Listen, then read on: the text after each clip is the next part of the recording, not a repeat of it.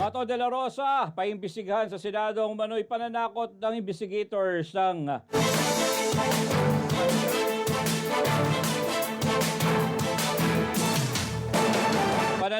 ICC investigators sa mga retiradong pulis. Ang detalye mula kay kapartner Prince Tripoli.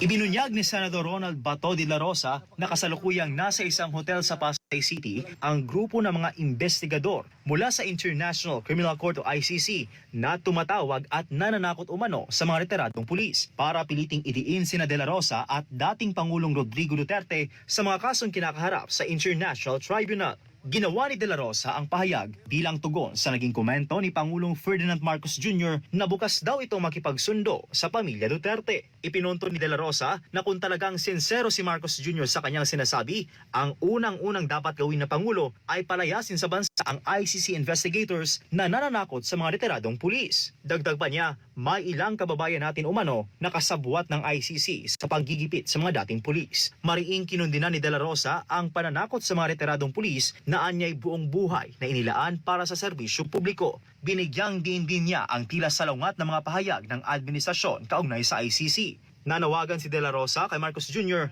na ipakita ang sinseridad sa pahayag nito tungkol sa pakikipagsundo sa mga Duterte. Inaasahang sisimulan ang nasabing investigasyon sa pagbubukas na ika-20 Kongreso ngayong Hulyo. Ako si Prince Tripoli, ang inyong citizen correspondent para sa Diyos at sa Pilipinas nating